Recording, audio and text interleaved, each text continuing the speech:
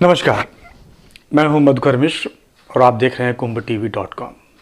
दोस्तों, श्राप एक ऐसा शब्द है जिसे सुनते ही हमारा आपका दिल कांप जाता है, फिर वह चाहे किसी भी माध्यम से किसी को भी लगा हो। इस कोरोना काल में भी हम एक श्राप से ही गुजर रहे हैं। एक कृष्ण पक्ष है जिसमें हर आदमी, देश दुनिया सब प्रभावित है। न जाने किसकी गलती से मिला ये श्राप है। लेकिन सवाल ये उठता है कि क्या श्राप हमेशा ही ऐसा विनाशकारी होता है जो तमाम लोगों के दुखों का कारण बनता है, कष्टों का कारण बनता है? तो जान लीजिए, बिल्कुल नहीं।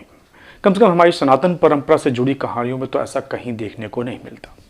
हमारे ऋषि मुनि जो हाथ में जल लेकर के लोगों को श्राप दिया करते थे, उसमें भी दंड के साथ कल्याण की भावना निहित हुआ करती थी।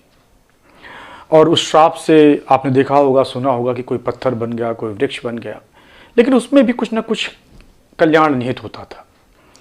उस दौर में जो मुनि और ऋषि श्राप दिया करते थे, उसमें ताप नहीं बल्कि लोगों का कल्याण निहित होता था। आइए ऐसे ही कुछ श्राप के बारे में बात करते हैं जो मानव मात्र के लिए, पृथ्वी के लिए, प्रकृति के लिए कल्याणकारी बने। मत्स्य पुराण की कथा आती है जिसमें जब देवासुर संग्राम के बाद असुर हार गए और उनके गुरु शुक्राचार्य भगवान शिव के पास संजीवनी मंत्र को प्राप्त करने के लिए जाते हैं, तो वो अपने पिता के पास भृगु ऋषि के आश्रम में उन असुरों को शरण लेने के लिए भेज देते हैं।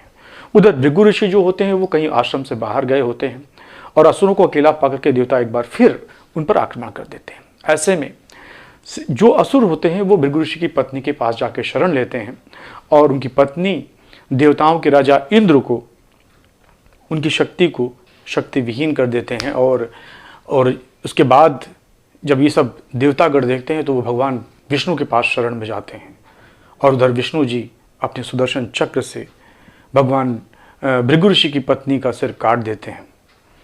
और इसके बाद जब भृगु ऋषि आश्रम पहुंचते हैं तो उन्हें अपनी पत्नी का कटा हुआ सर दिखाई देता है और वो क्रोध में आकर के भगवान विष्णु को श्राप देते हैं कि हे विष्णु, तुम्हें पृथ्वी पर अनेकों बार न सिर्फ जन्म लेना पड़ेगा बल्कि तमाम सांसारिक दुखों को भी सहना पड़ेगा। भृगु ऋषि के उसी श्राप के कारण भगवान विष्णु को पृथ्वी पर कभी राम तो कभी कृष्ण के रूप में अवतरित होना पड़ा और मानव जीवन से जुड़े तमाम कष्टों को भी भोगना पड़ा। लेकिन इस श्राप में भी कल्याण की भावना निहित थी, जैसा कि मैंने पहले कहा, क्योंकि इस ईश्वरीय अवतार में न सिर्फ न जाने कितने प्राणियों के बल्कि प्रकृति के भी कल्याण होना था।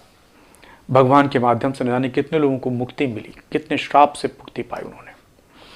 इसी क्रम में अगर मैं पहली कहानी अगर आपको सुनाऊं तो देवर्षि नारद इससे जुड़ी हुई है। कहते एक बार देवर्षि नारद को अपने इंद्रिय संयम पर काफ़ी अभिमान हो गया और घूमते घूमते पृथ्वी पर शील नगर के नाम एक भव्य राज्य में पहुँचे। वहाँ जाने पर वहाँ के राजा शीलनिधि ने उनका बड़ा भव्य स्वागत किया और उनकी कन्या थी विश्वमोहिनी, उसने भी स्वागत किया। देवर्षि नारद उसको देखते ही मोहित हो गए और उससे विवाह करने का प्रण कर लिया। इसके बाद लेकिन उसी समय राजा ने उसी कन्या के लिए स्वयंवर आयोजित किया। जब देवर्षि नारद को पता चला तो सीधे वो भगवान विष्णु के पास गए और उन्होंने श्री हरि का रूप मांगा, यानी कितना आकर्षक रूप, यानी जिसकी तरफ कोई देखे तो देखता ही रह जाए। भगवान विष्णु ने कहा तथास्तु। लेकिन नारद भूल गए थे कि हरि शब्द का अर्थ बंदर भी होता है और ऐसे में वो न जाने बगैर सोचे समझे उस अपने परिवर्तित रूप यानी बंदर का स्वरूप लेकर के उस स्वयंवर में पहुंच गए।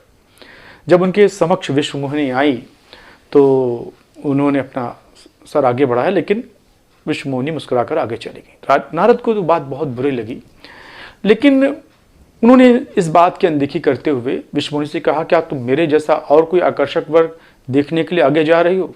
लेकिन मेरे जैसा कोई नहीं मिलेगा।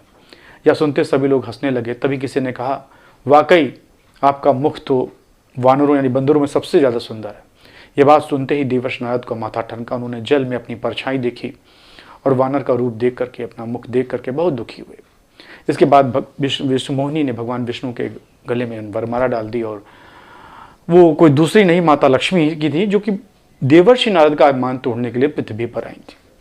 लेकिन देवर्षि नारद को ये बात बहुत ही नागवार गुजरी और उन्होंने गुस्से में उसी क्षण विष्णु भगवान जी को श्राप दिया कि वो अपने उन्हें अपने जीवन में जीवन संगनी का वियोग सहना पड़ेगा और उसे दोबारा पाने के लिए उन्हीं वानरों की मदद लेनी पड़ेगी जिसके स्वरूप को लेकर यहाँ लोग हंस रहे हैं।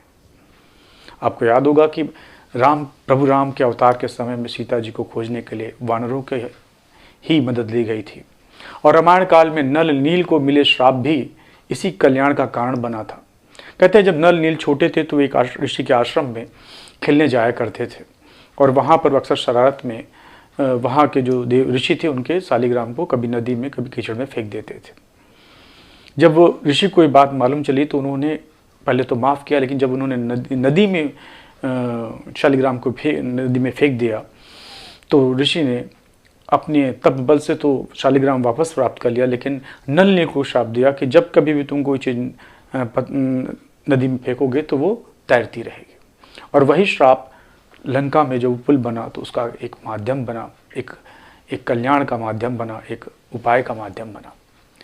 ऐसे हनुमान जी को भी ऋषियों ने उनकी शरारत के लिए बचपन में श्राप दिया था कि तुम्हें अपने जो तुम्हारी शक्ति है वो तुम्हें भूल जाएगी, लेकिन श्राप में ये भी जोड़ा कि जैसे ही तुम्हें कोई याद दिलाएगा वैसे ही तुम्हें अपनी शक्ति का भान हो जाएगा। ऐसे न जाने कितने श्राप हैं जो दुनिया में बने और उनका सदुपयोग हुआ इन फ्यूचर में।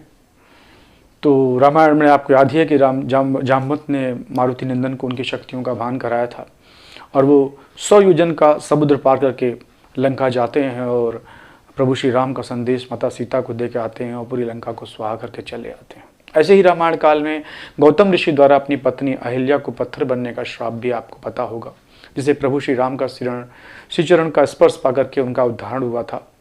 इसलिए यदि आज हमारे इस दौर में भी यदि आपके कोई बड़े बुजुर्ग आपको श्राप देते हैं, कोई संत आपको श्राप देता है, तो उसे अपने कल्याण का ही नियत मानिए, आशीर्वाद मानिए, निश्चित मानिए उस श्राप में कोई ना कोई वरदान छिपा होगा जिसके शीतल फुहार आपके भविष्य को कहीं ना कहीं शीतलता दे के जाएगी, आपके कल्याण का कारण बनेगी। जीवन को सही दिशा दिखाने वाली ऐसी ही कहानी और उसके पीछे छिपे मर्म को लेकर के हम एक बार फिर आपके समक्ष उपस्थित होंगे। तब तक के लिए नमस्कार।